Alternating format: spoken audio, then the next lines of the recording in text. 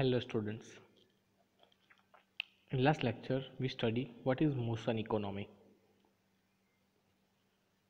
એટલે કે છેલ્લા લેક્ચરમાં આપણે મોશન ઇકોનોમી એટલે કે કાર્ય સ્થળ માટે ગોઠવણ અને એનાથી થતી ગતિમાં કરકસરતા એ વગેરે સ્ટડી કરી હતી. એ 3 ભાગમાં થાય છે. મેં કીધું હતું મોશન ઇકોનોમી આપણે ક્યાં ક્યાં કંટ્રોલ કે ઓબ્ઝર્વ કરી શકીએ છીએ. પહેલું હતું motion economy related to use of human body, workplace arrangement, the design of tool equipment. એ આપણે જોયું અલગ અલગ રીતે કઈ રીતે તમે કરી શકો છો. એમાં વર્કપ્લેસમાં એનો ગ્રાફ તમારે બાકી હતું બતાવવાનું. બાકી તો જોયું હતું જ કે વર્કપ્લેસમાં શું શું એલિમિનેટ કરશો, તમે કઈ રીતે ગોઠવણ કરશો જેથી ગતિમાં કરકસરતા રહે. કાર્યસ્થળની ગોઠવણ કેવી હોવી જોઈએ, બરાબર. એના રિગાર્ડિંગ આ ડાયાગ્રામ છે, જો જોઈને તમને ખ્યાલ આવશે. મેક્સિમમ અને નોર્મલ જે વર્કિંગ એરિયા છે બતાવેલું છે. આ નોર્મલ વર્કિંગ એરિયા થાય, આ મેક્સિમમ વર્કિંગ એરિયા થાય. તો એ વખતે એ જે એસેમ્બલી થતી હોય, જેમ કે આપણે એક્ઝામ્પલ લીધું ચોકલેટ અને રેપિંગનું. તો રેપિંગ વખતે જો ચોકલેટ અહીં દૂર રહેતી હોય તો એનો મેક્સિમમ એરિયા છે, તો મેક્સિમમ સુધી પહોંચે ના પહોંચે તો વધારે થાક લાગી શકે છે. આ દરેક કારીગર વાઇઝ અલગ અલગ હોય છે. Maximum area, normal area, assembly માટેનું એરિયા. એ જ રીતે આ બાજુ નોર્મલ એરિયા હોય છે, મેક્સિમમ એક્સટેન્ડ ક્યાં સુધી કરી શકાય એ, બરાબર. એ રીતે આપણે વર્કની આખી અરેન્જમેન્ટ જોયું હતું કે વર્ક પ્લેસમાં કઈ રીતે અરેન્જ કરી શકાય. ઇન શોર્ટ આપણે મોશન ઇકોનોમી એટલે કે જે ગતિમાં છે કરકસરતા કઈ રીતે કરીશું એના વિશે સ્ટડી કરી છે. હવે બીજો એક ક્વેશ્ચન ખાસ પૂછાય છે કે 2 હેન્ડેડ પ્રોસેસ ચાર્ટ કોને કહેવાય. એ દ્વિહસ્ત પ્રોસેસ ચાર્ટ એટલે કે 2 હેન્ડેડ પ્રોસેસ ચાર્ટ એ પૂછાય છે ઘણીવાર કે 2 હેન્ડેડ પ્રોસેસ ચાર્ટ, દ્વિહસ્ત પ્રોસેસ ચાર્ટ. તો કામદાર એટલે કે worker, for recording the activity of workers hand and his other organ and to record movement of both hands with respect to one another on a common time scale is called 2 handed process chart. એટલે આપણે શું કરવાનું છે, એ જે worker છે એના બંને હાથોની activity એક સિંગલ ટાઈમ સ્કેલ પર બતાવવાની છે, એટલે થઈ જશે 2 હેન્ડેડ પ્રોસેસ ચાર્ટ. એટલે કે કામદારના હાથ અને અન્ય અવયવો કે અન્ય ક્રિયાઓને પરસ્પર સંબંધ નોંધવા માટે આપણે બે હાથની હલનચલન એક જ ટાઈમ સ્કેલ પર બતાવીશું તો એને શું કહીશું, આવા ચાર્ટને દ્વિહસ્ત પ્રોસેસ ચાર્ટ કહીશું. એનાથી શું થશે, જે સમયે એક હાથ કોઈ કાર્ય કરતો હોય ત્યારે બીજો હાથ શું કરે છે તેનો ખ્યાલ આપણને ચાર્ટમાં મળી રહેશે. અને બીજો હાથ કાર્ય કરતો હોય ત્યારે પહેલો હાથ શું કરે છે એની આપણને ખ્યાલ મળી રહેશે. તો આ ચાર્ટ અવારનવાર પુનરાવર્તન પામતા જે પુનરાવર્તિત ક્રિયાઓ છે, માઇક્રોમોશન સ્ટડીમાં જેમ હતું કે જે અમુક ક્રિયાઓ હજારોની સંખ્યામાં પુનરાવર્તિત થવાની હોય, ખ્યાલ આવે છે, અવારનવાર જે પુનરાવર્તન પામતા હોય એવા કાર્યો માટે ખાસ ઉપયોગી છે. ફ્લો પ્રોસેસની ચાર્ટની જેમ જ આમાં પણ સીધા અવલોકન દોરીને આપણે ચાર્ટ સ્વરૂપે રજૂ કરવાનું છે. એટલે આમાં એક્ટિવિટીને રેકોર્ડ કરવાની છે, એને રિપ્રેઝન્ટ કરવાની છે સિક્વન્સમાં, manual activity of the workers. Study work station layout અને રિપીટેટિવ ટાસ્ક એની સ્ટડી પણ કરવાની છે. ઇન્સ્પેક્શન, સ્ટોરેજ એ ગમે તે પ્રક્રિયા હોઈ શકે છે. તમે જે કરો છો, તમે જે બી પ્રોસેસ કરો છો હાથથી, એસેમ્બલી બી કરી શકતા હોય, ઇન્સ્પેક્શન બી કરી શકતા હોય, સ્ટોરેજ કરી શકતા હોય, ઓપરેશન બી કરી શકતા હોય. કોઈ પણ પ્રક્રિયા હોઈ શકે છે. ઓપરેશન હોઈ શકે છે જેમ કે ગ્રેપિંગ એટલે પકડવું, હોલ્ડિંગ, ગ્રીપિંગ, બરાબર, placing, leaving tool, parts and materials એ બધું જ ઓપરેશન્સમાં આવશે. ટ્રાન્સપોર્ટમાં હેન્ડ મૂવમેન્ટ આવશે, બરાબર છે. Talking and living tool, taking and living tool મતલબ લેવું, એક લિવિંગ ટૂલ તમારે લેવું હોય, બરાબર છે, એન્ડ છોડવું હોય એ વખતે જો તમે કોઈ વિચારતા હો તો એ પ્રોડક્ટિવિટી પણ આવી જશે. મતલબ એમાં ખ્યાલ આવે છે, જે એક્સ્ટ્રા આપણે એલિમિનેટ ટાઈમ દૂર કરવાનો છે એટલા માટે. એટલે જે આઈડિયલ સ્થિતિ છે એમાં આપણે બંને હાથમાંથી એક હાથ યુઝ કરવાનો છે. ઓકે, એટલે hand movement for taking and leaving tools, job and materials. ડીલેમાં હોઈ શકે છે, કઈ સિચ્યુએશન એવું આવે કે hand is free from work, તો એ પણ તમે આ ગ્રાફમાં, કારણ કે સિંગલ સ્કેલ પર તમે દોરો છો, અહીં રાઈટ હેન્ડનો છે અને અહીં લેફ્ટ હેન્ડનો છે, એના પરથી ખ્યાલ આવી શકે છે, બરાબર. હોલ્ડ એન્ડ ગ્રીપ એટલે આપણે સ્ટોરેજ ટાઈપ હોય, સ્ટોરેજમાં પણ યુઝ કરી શકો છો એ વસ્તુ. સ્ટોરેજમાં પણ આપણે હાથનો યુઝ કરી શકીએ છીએ. ઇન્સ્પેક્શન માટે બી ટચ એન્ડ ફીલ હોઈ શકે છે એ ટાઈપનું. એટલે કોઈ પણ 2 હેન્ડેડ પ્રોસેસ હોઈ શકે છે. તો આ એક્ઝામ્પલ આપેલું છે 2 હેન્ડેડ પ્રોસેસ ચાર્ટમાં. એમાં ઉપર જો તમને સિમ્બોલ્સ આપેલા છે ઓપરેશનનો, ટ્રાન્સપોર્ટેશનનો, સ્ટોરેજનો અને ડીલેનો. તો રાઈટ હેન્ડ છે એ ઓપરેશન્સમાં 5 વાર યુઝ થાય છે. 4 ટ્રાન્સપોર્ટેશન, ફ્રીક્વન્સી 2 લેફ્ટ હેન્ડની. ખ્યાલ આવે છે? તો જો લેફ્ટ હેન્ડ અહીં જે એસેમ્બલી છે એક નટ બોલ્ટની એસેમ્બલી આપણે તૈયાર કરીએ છીએ. Both hands free before assembly. Assembly પહેલાં બંને હાથ કેવા છે? ફ્રી છે, એટલે કોઈ કામ કરતા નથી. અને both hand free after assembly. Assembly થયા પછી પણ કોઈ કાર્ય કરતા નથી. તો જો લેફ્ટ હેન્ડનું આપેલું છે ને અહીંયા રાઈટ હેન્ડનું આપેલું છે. રીચ ફોર બોલ્ટ સુધી પહોંચશે હાથ. રીચ ફોર નટ સુધી પહોંચશે. એક રાઈટ હેન્ડ નટ સુધી પહોંચે છે, ત્યારે આ બોલ્ટ સુધી પહોંચે છે. ગ્રાસ્પ બોલ્ટ હેડ પકડ્યો, ગ્રાસ્પ નટ. ઓકે, પાછા જે ઓરિજિનલ પોઝિશનમાં હતા સેન્ટ્રલ પોઝિશનમાં લાવી નાખ્યો એસેમ્બલી પોઝિશનમાં. Hold bolt, place nut on the bolt screw, એટલે એ વખતે શું ખાલી પકડી રાખે છે. ઓકે, એ વખતે place nut on bolt screw nut, બરાબર છે.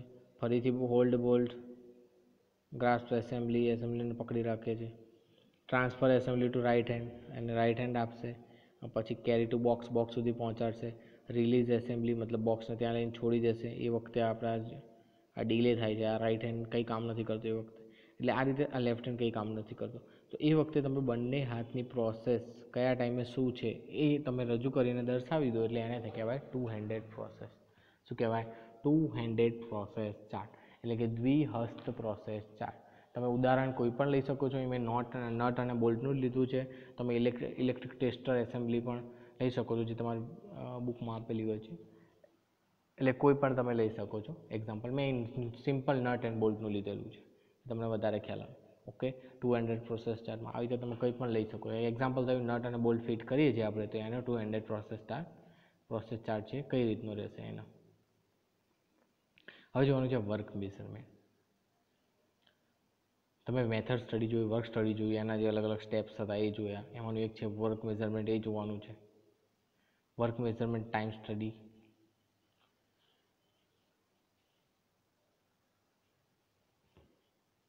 વર્ક મેઝરમેન્ટ છે એ આપણો ખ્યાલ છે વર્ક સ્ટડીનો એક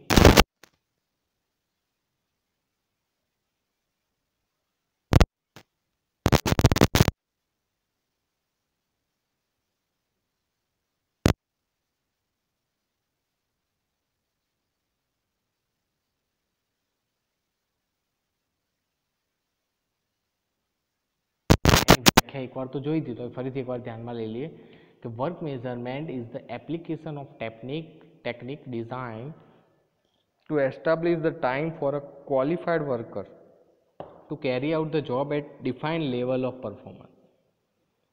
એટલે કે લાયકાત ધરાવતા કામદારને કોઈ ખાસ કામને ચોક્કસ ગુણવત્તાના ધોરણે પૂરું કરવા માટે જોઈતો સમય એને અધિકૃત કરવાની ટેકનિક, મતલબ સ્ટાન્ડર્ડ ટાઈમ નક્કી કરવાની ટેકનિક.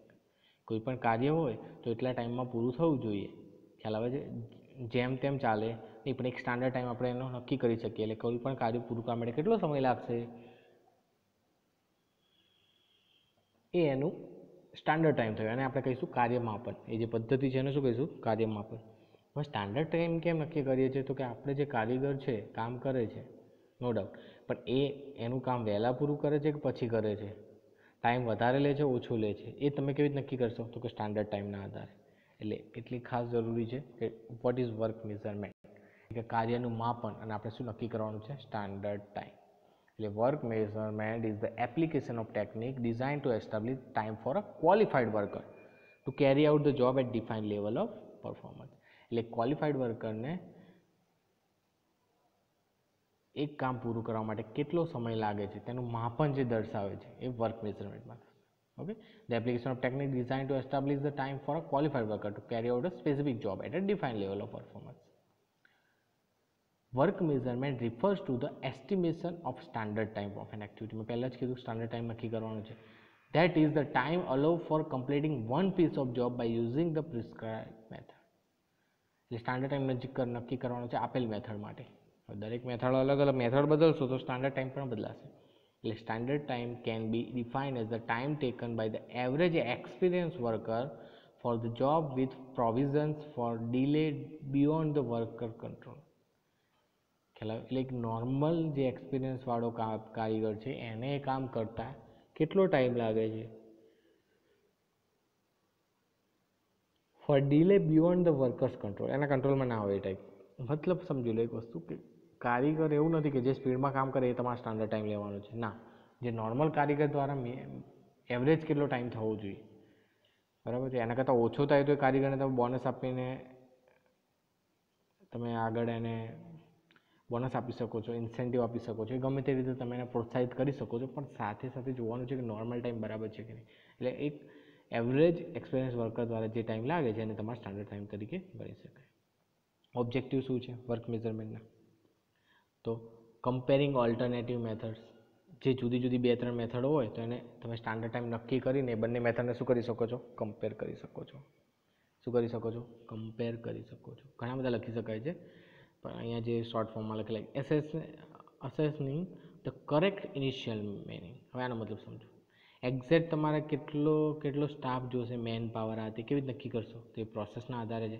પ્રોસેસ દ્વારા તમે સ્ટાન્ડર્ડ ટાઈમ નક્કી કરી શકો છો. સ્ટાન્ડર્ડ ટાઈમ દ્વારા તમને ખ્યાલ આવશે કે કેટલા કારીગરની જરૂર પડશે. ઓકે, પછી રિયાલિસ્ટિક કોસ્ટિંગ મળી રહેશે તમને આના દ્વારા.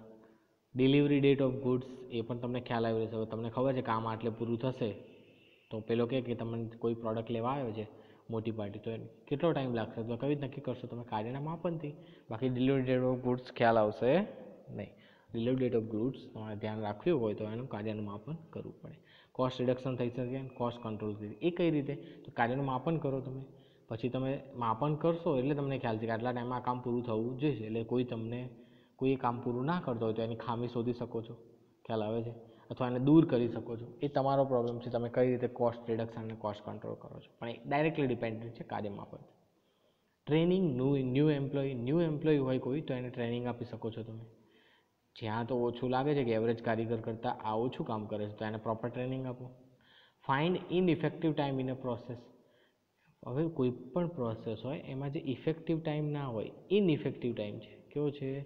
ઇનઇફેક્ટિવ ટાઈમ, જે ઇફેક્ટિવ નથી એને તમે દૂર શોધી શકો છો. Evaluate workers performance.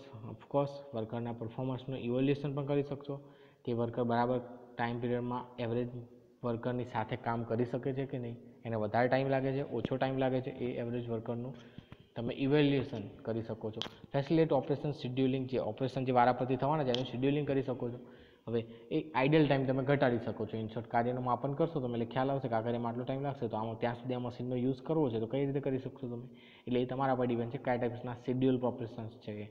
પછી એસ્ટાબ્લિશ વેજ ઇન્સેન્ટિવ સ્કીમ. મેં પહેલાં જ કીધું કે જો કોઈ કારીગર તમારા એવરેજ ટાઈમ કરતાં વધારે ટાઈમ ઓછો ટાઈમ લેતો હોય અને સ્પીડમાં કરતો હોય તો એને તમે વેજીસ અલગથી ઇન્સેન્ટિવ આપીને તમે પ્રોત્સાહિત કરી શકો છો. એના લીધે બીજા કારીગરો પણ એ સમયમાં પૂરું કરવા પ્રયત્ન કરશે. અને જો ઓછો ટાઈમ કરતો હોય તો તમે એ જ રીતે પનિશમેન્ટ તરીકે પૈસા પણ કટ કરી શકો છો. તમારા પર ડિપેન્ડ છે તમે કઈ રીતે. પણ ક્યારે થઈ શકે? જ્યારે તમે એનું વર્ક મેઝરમેન્ટ કરશો ત્યારે.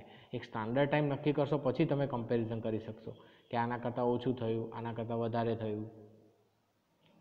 એટલે સ્ટાન્ડર્ડ ટાઈમ નક્કી કરવા માટે વર્ક મેઝરમેન્ટ ખૂબ જ મહત્ત્વનો ભાગ ભજવે છે. હવે વર્ક મેઝરમેન્ટની ટેકનિક્સ જોવાની છે ખાસ. એ ટેકનિક્સ છે ટાઈમ સ્ટડી, સ્ટોપવોચ ટેકનિક, આ બધી જોવાની છે આપણે. Work sampling, synthetic data, analytical estimating, predetermined motion time study, બરાબર છે. Time study work direct observation while remaining are database observation. એક શોર્ટ ફોર્મ કહે છે કે ટાઈમ સ્ટડી અને વર્ક સેમ્પલિંગ છે એ ઇન્વોલ્વ કરે છે ડાયરેક્ટ ઓબ્ઝર્વેશન, વાય બાકી બધી ડેટાબેઝ એનાલિટિકલ ઓબ્ઝર્વેશન ધરાવે છે. એટલે વર્ક મેઝરમેન્ટ એટલે કાર્યનું માપન કરવાનું છે, બરાબર છે. વર્ક મેઝરમેન્ટ કાર્યનું માપન. કાર્ય તમે કઈ રીતે માપી શકશો, એના સ્ટેપ્સ શું છે, તો એના જોઈએ એડવાન્ટેજ શું ફાયદા છે આપણને, એના ઓબ્જેક્ટિવ શું છે કે ઓપરેશનને એનાલાઇઝ કરી શકાય છે, ઇમ્પ્રુવમેન્ટ લાવી શકાય છે, બરાબર છે. એનો જે લેબર કોસ્ટ છે એ પણ કંટ્રોલ કરી શકાય છે. પ્રોપર ઇન્સેન્ટિવ સ્કીમ તૈયાર કરી શકાય છે. મેન અને મશીનનો આઈડિયલ ટાઈમ જો શોધી શકો તો તમે એ પણ દૂર કરી શકો છો. એટલે the aim of work measurement is to find ineffective time, to reduce it slowly and eliminate it. એટલે ઇનઇફેક્ટિવ ટાઈમ શોધવો અને શોધીને પછી એને દૂર કરવો. જે ઇનઇફેક્ટિવ ટાઈમ તમે દૂર કરી શકો છો અથવા સંપૂર્ણ રીતે એલિમિનેટ પણ ધીમે ધીમે કરી શકો છો. એટલે work measurement a very important steps for eliminating time wastage. Time વેસ્ટેજને દૂર કરવા માટે એ ખૂબ જ જરૂરી છે. એની ટેકનિક્સ તમે જોઈ કઈ કઈ છે તો વર્ક મેઝરમેન્ટમાં એક તો પહેલે એને પ્રોસિડ્યુર જોઈ લો ખાસ. ફરીથી એકવાર તમે પ્રોસિડ્યુર ઓલરેડી જોયેલા છે. કોના? વર્ક સ્ટડીના પ્રોસિડ્યુર જોયા હતા, બરાબર. વર્ક સ્ટડીના પ્રોસિડ્યુર જોયેલા છે તમે. ટાઈમ્સ વર્ક સ્ટડી પછી મેથડ સ્ટડીના પ્રોસિડ્યુર જોયેલા છે, મતલબ એના સ્ટેપ્સ જે હતા SRED MD IM. એ જ રીતે આના પણ છે. આના સ્ટેપ્સ છે સિલેક્ટ છે, પ્રિન્ટિંગ મિસ્ટેક છે એટલે જોઈ લેજો. Select, record, examine, measure, compile and define. એ ટાઈપના સ્ટેપ છે. અલગ અલગ એમાં આગુ પાછું થોડું થઈ શકે, પણ કમ્પાઇલ એન્ડ ડિફાઇન એવું છે એકચ્યુઅલી. ઓકે, કમ્પાઇલ એક પ્રોસેસ છે અને પછી છેલ્લે ડિફાઇન આવશે. છેલ્લે ડિફાઇન એટલે એના વર્ક મેઝરમેન્ટના સ્ટેપ્સ છે. સિલેક્ટમાં તમને કહેવાની જરૂર નથી સિલેક્ટ શું છે, કે જ્યાં તમારે સ્ટડી કરવાનું છે એને શું કરવાનું છે, પ્રોપર એ વર્ક એરિયાને સિલેક્ટ કરવાનું છે. પછી એને રેકોર્ડ કરવાનું છે. રેકોર્ડ મતલબ એ જે રિલેવન્ટ ડેટા છે, જ્યાં રિલેટેડ જે પણ વર્ક થાય છે એને તમારે શું કરવાનું છે, જુદી જુદી મેથડ દ્વારા એને રેકોર્ડ કરવાનું છે કે શું કામ થઈ રહ્યું છે એનો ડેટા એક પ્રોપર બનાવવાનો છે. પછી ત્રીજું છે એક્ઝામાઇન. એક્ઝામાઇનમાં the recorded data and detail breakdown છે એ ક્રિટિકલી ઇન્શ્યોર કરવાનું છે. મોસ્ટ ઇફેક્ટિવ એને મેથડ લાવવા માટે, પ્રયત્ન કરવા માટે પહેલાં એને એક્ઝામાઇન કરવું જરૂરી છે. એ વખતે જે મેથડ ઓલરેડી એપ્લાય કરેલી છે, જે તમે રેકોર્ડ બનાવેલું છે, રેકોર્ડને શું કરવાનું છે, સ્ટડી કરવાનું છે. અને એમાં અનપ્રોડક્ટિવ જે એલિમેન્ટ છે એને દૂર કરવાના છે અને પ્રોડક્ટિવ એલિમેન્ટને એડ કરવાના છે, તો ઓછા ટાઈમમાં કરવાના છે. ટૂંકમાં જે નવી મેથડ બનાવશે એમાં શું શું કરશો, મોસ્ટ ઇફેક્ટિવ મેથડ યુઝ કરવાનું એ એક્ઝામાઇનમાં થશે. પછી measure.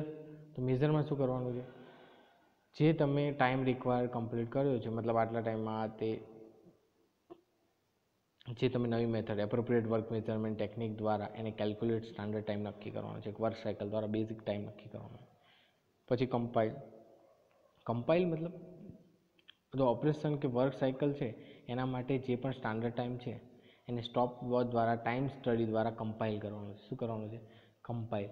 The various allowance cover relaxation, personal needs, એ બધું જ ગણી add to the time to estimate the standard time. જે રિલેક્સ માટેનો ટાઈમ હોય, કોઈ થિંક માટેનો ટાઈમ હોય, કોઈ ઓકવર્ડ ટાઈમ માટે તમે એક્સ્ટ્રા ટાઈમ જો પ્રોવાઈડ કરો, અલોવન્સ સાથે, બધા જ અલોવન્સ સાથે તમારે સ્ટાન્ડર્ડ ટાઈમ નક્કી કરવાનો છે. તમે મેઝરમાં એનો સ્ટાન્ડર્ડ ટાઈમ નક્કી તો કરી નાખો, પણ એ કામ કરવાનો હતો, પણ વચ્ચે કોઈ ફ્રેશ થવું હોય આ તે, તો એ ટાઈમ આમાં એડ કરીને જરૂરી અલોવન્સ આપી દેવાના છે અને કમ્પાઇલ કરવાનું છે. અને પછી ફાઇનલમાં ડિફાઇન કરવાનું આવશે. કમ્પાઇલ કર્યા પછી શું કરવાનું છે, ડિફાઇન કરવાનું આવશે. ઓકે, તો એ જો પ્રોસેસ જુઓ કે એમાં ડાયરેક્ટ મેથડ કઈ છે, ટાઈમ સ્ટડી અને વર્ક સેમ્પલિંગ છે, એના દ્વારા તમે કમ્પાઇલ કરીને પછી with allowance to get standard time of operation. એ જ રીતે ઇનડાયરેક્ટમાં synthetic time, predetermined motion time study જોઈશું, MTM જોઈશું, એનાલિટિકલ એસ્ટિમેટિંગ, એના દ્વારા કમ્પાઇલ કરીને ટુ ગેટ સ્ટાન્ડર્ડ ટાઈમ. મતલબ એક્ઝેક્ટ તો આપણે શું કરવાનું છે કે જે પ્રોસેસ થાય છે એનું વર્ક મેઝરમેન્ટ જ કરવાનું છે, એના માટે નક્કી સ્ટાન્ડર્ડ ટાઈમ નક્કી કરવાના છે. ઓકે, જે ડાયરેક્ટ મેથડ છે કીધી બે, ટાઈમ સ્ટડી અને વર્ક સેમ્પલિંગ, એ બંને કેવી છે, ડાયરેક્ટ મેથડ છે. કેવી છે, ડાયરેક્ટ મેથડ છે. એ સિવાય MTM બી આવે છે, એ પણ તમે આ PMTSનો જે ભાગ છે એટલે ખ્યાલ આવી જશે તમને MTM શું છે. બધી જ મેથડ આપણે એક એક કરીને જોવાની છે. તો એ બધી જ મેથડ જે થઈ એ બધી શેની થઈ, આ વર્ક મેઝરમેન્ટની થઈ, ટેકનિક્સ થઈ. શું થયું, વર્ક મેઝરમેન્ટની ટેકનિક્સ થઈ, બરાબર છે. Time study, synthetic from element time, એ બધી જ. ઓકે, તો એ બધી ટેકનિકો જે છે જોઈ લો. કે ડાયરેક્ટ આપણે જોવાની છે ઇનડાયરેક્ટ, પણ આ તો મેં કીધું આમાં બે વસ્તુ આવી ગઈ કે વર્ક મેઝરના પ્રોસિડ્યુર જે છે એ બી આવી ગયા. સિલેક્ટ, રેકોર્ડ, એક્ઝામાઇન, મેઝર અને આ ક્વોલિટી ઓફ વર્ક પરફોર્મ યુઝિંગની જગ્યાએ અહીંયા આગળ કમ્પાઇલ અને છેલ્લે ડિફાઇન. એટલે એના પ્રોસિડ્યુર થઈ ગયા. જે ટેકનિક્સ છે એ કમ્પાઇલ માટે તમે રજૂ કરવા માટે જે ટેકનિક છે, time study, work sampling, synthetic time, PMTS, analytical estimating, actually બધી જ ટાઈમ સ્ટડી અલગ અલગ બધી ટેકનિકો છે. એ કાર્ય માપન માટેની જ ટેકનિકો છે બધી જ. ઓકે, એ બધી આપણે એક એક કરીને હવે જોવાની છે.